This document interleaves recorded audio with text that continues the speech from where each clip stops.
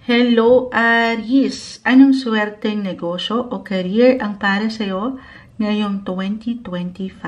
Nasaan ang swerte mo ngayong bagong taon 2025?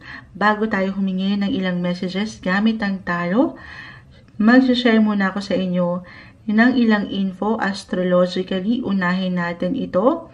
Si Jupiter kasi ang ating sinisilip pagdating sa usaping luck. Okay, dahil siya yung tinatawag na planet of luck, expansion, wealth. And in 2025, Jupiter will stay on your third house in the first half of the year. And then it will enter your second, tama ba? Hindi. Tingnan natin.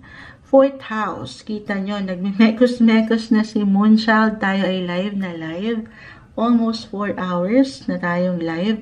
Again, Jupiter will stay in your third house, first half of 2025, and will enter your fourth house in the second half of 2025. I know medyo complicated minsan pagdating sa astrolohiya, pero hindi mo na ito kailangan laliman or pakaintindihin, pero imi-mention lang din po ni Moonchild para kahit paano po ay meron kang ideya kung saan ko pinaguhugot ang ilang messages. So, isa-isahin natin. Unahin ko muna yung third house.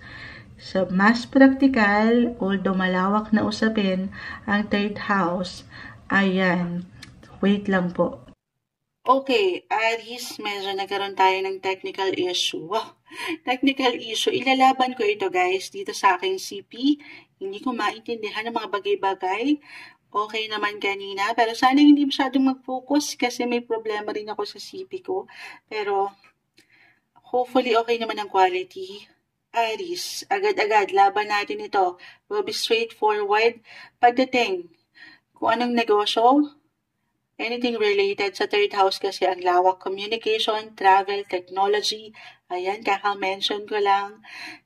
Why not? Ang lawak ng technology pagdating sa network, using the social media or ilang gadgets, baka may magandang potential dyan pagdating sa pagnenegosyo, buying and selling, or kung mapapaangat nyo kung kayo mga online seller, ayan, ang inyong mga bosses or kayo mga aspiring vloggers, influencers, may maaring magandang potential or luck sa part na yan.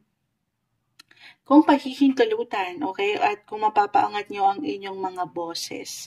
Communication, ang lawak, kahit pa hindi ito sa paraan na mapapaangat nyo ang inyong bosses or pagpapahayag ng inyong mga sarili, kahit pa sa pagsusulat. For some of you na mga writers or aspiring writers or nasa writing, may magandang possibility rin sa part na yan. Communication jobs or anything related sa communication, as I mentioned, or information, technology, teaching, kung kayo'y napagtatanong kung anong magandang kurso sa pagtuturo, ginagamitan ng boses, a mentor, counselor. Third house, pwede rin po working with your siblings, cousins, relatives, or ilang neighbors ito, ang lawak ng third house. Maaring meron support. Or talagang kung meron kayong ilang negosyo na gustong i-push kasamang ilang taong mahal mo, why not? Go with the flow. Maaring merong magandang potential po sa part na yan. Okay? Lalo pa kung mapapaangat nyo yung inyong mga creative expressions or creativity, yung inyong mapamaraan at madiskarteng paggawa. Okay, so yun yung, actually ngayon pa lang nag-highlight na yan for some of you na napagtatanong. Second half of 2025, papasok na si Jupiter sa inyong fourth house of home and family. Pagdating sa inyong emotions, ang lawak nito. Career is related to anything na may kaugnayan sa bahay or sa inyong pamumuhay, sa inyong home, family. Kung kayo yung mga real estate agent, why not? Aries, may magandang possibility dyan. Or any job na may kaugnayan din sa mga napag-iisip si Moonchild. Sabi ko nga, naihalimbawa ko na to kanina, kung meron kayong, halimbawa, secret recipe sa family. Okay? Lalo pa, secret recipe ito ng iyong mommy, ang iyong mother na matatawag or mother figure sa family. Baka merong paglago dyan, why not? Kung papaangatin nyo, gawin yung negosyo. Okay? For some of you lang naman, just only take what resonate.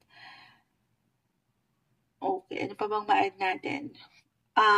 Cancer to fourth house of home. Again, hindi kailangan mag-apply yung sign, pero kung saan kayo, parang mapapaangat nyo yung pag-aalaga, pag-aaruga, yung pagiging nurturing nyo, andito. Maaaring dito kayo higit na maging natural Yung inyong mga abilidad din, kung paano kayo bilang isang individual sa inyong tahanan.